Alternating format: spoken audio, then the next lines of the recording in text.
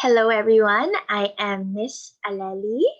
Welcome to English for Academic and Professional Purposes.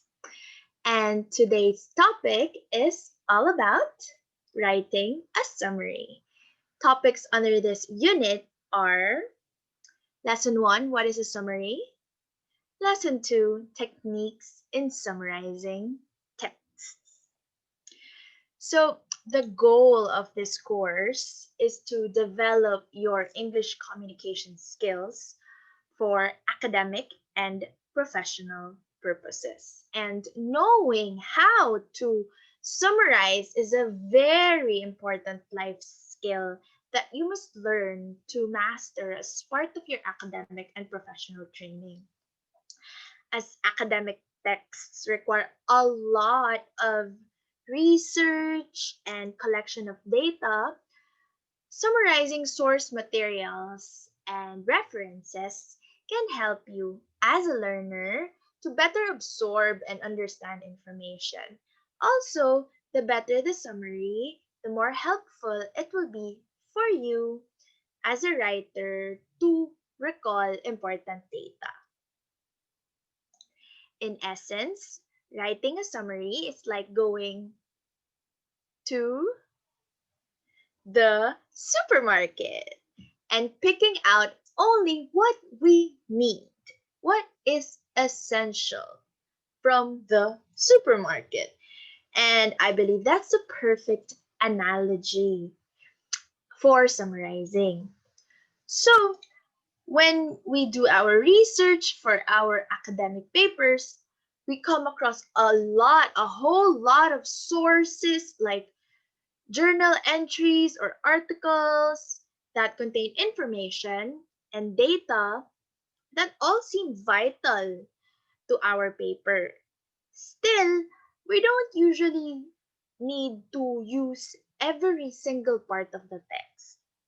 We only need the most crucial information so that we can quickly go back to the important parts of the text.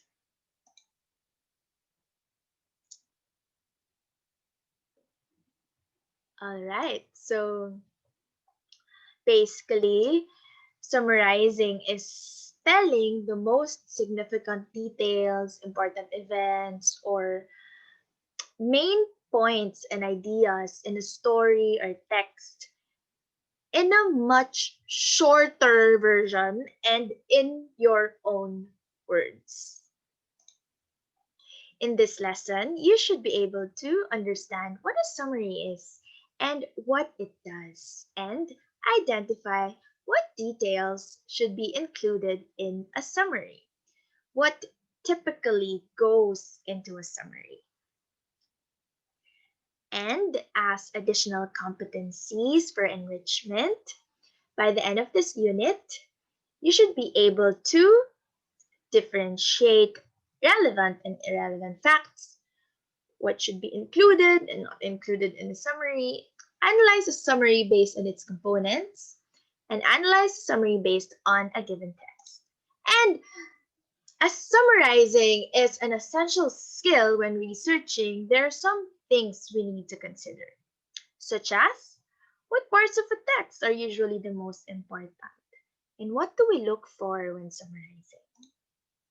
Summarizing a text is distilling its essential concepts in a paragraph or two. This is an excellent practice to follow when you're conducting research or when you're studying. Right? There's a lot of content.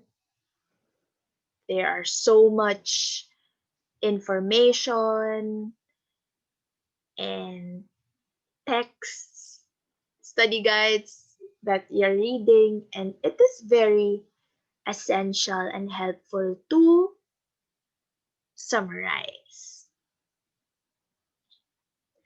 So, typically, a summary has two goals.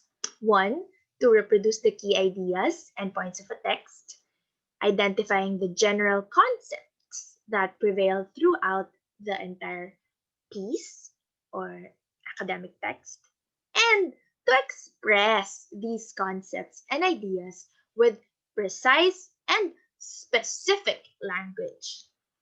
When writing a summary, you must be ready to make decisions about which parts to include and which parts to exclude. Remember, when selecting which part to include in your summary, take note of number one, your purpose for summarizing the text, and number two, your own view on what is essential in the text. Here's a helpful tip when reading and summarizing an academic text. Carefully read its abstract and discussion and examine its graphs, figures, charts, or tables and captions, if any.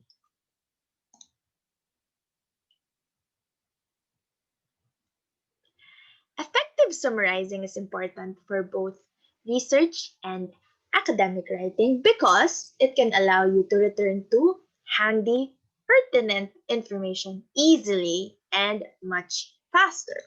So, what is included in a summary? An effective summary should be able to condense a passage into a shorter form because it only communicates the most essential facts. Again, the most essential facts of the original text. However, keep in mind that summarizing is not the same as paraphrasing. And we will have another discussion on that later on. So, here are some suggestions, although this can be adjusted on a case to case basis. But first, it will be really helpful to include the title and the name of the author in your first sentence so that you can always go back to that information, especially the title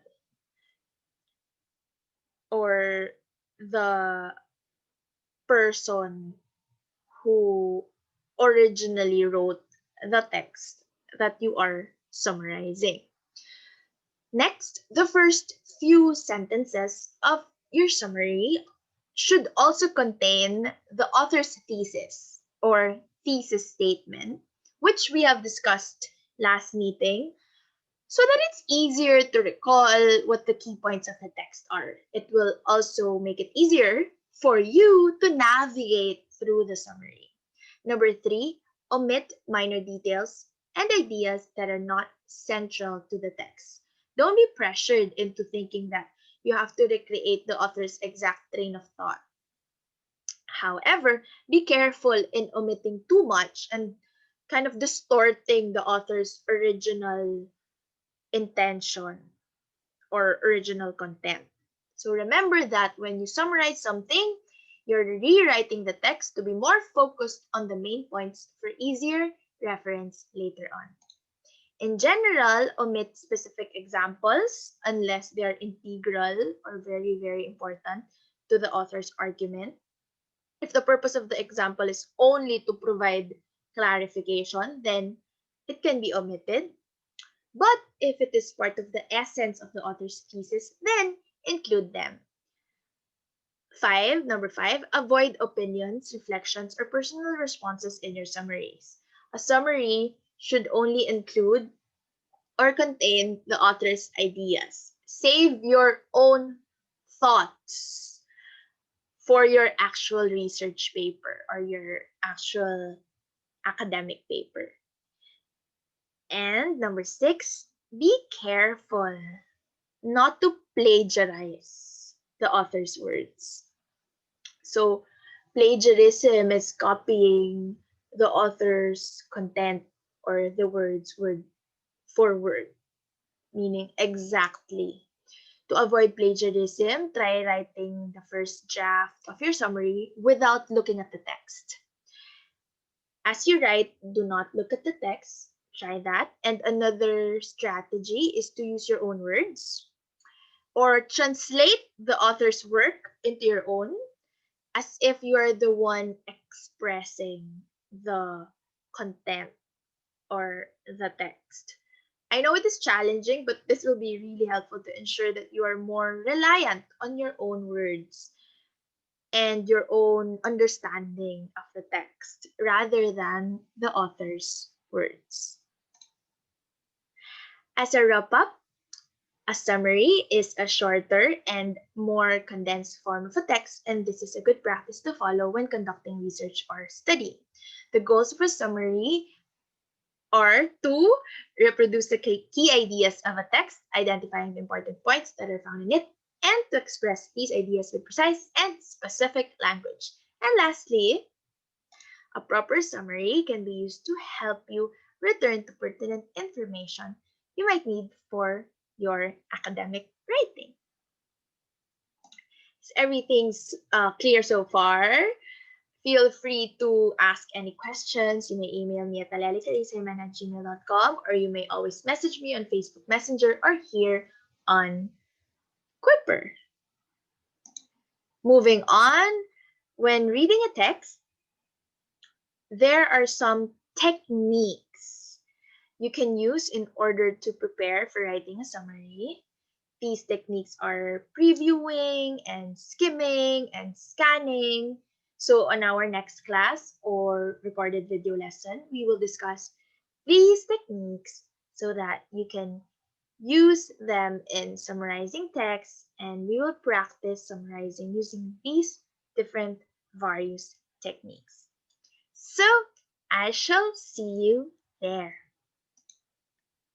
Thank you so much for watching. This is only an introduction. Stay safe and healthy and happy, and I shall see you soon. Thank you.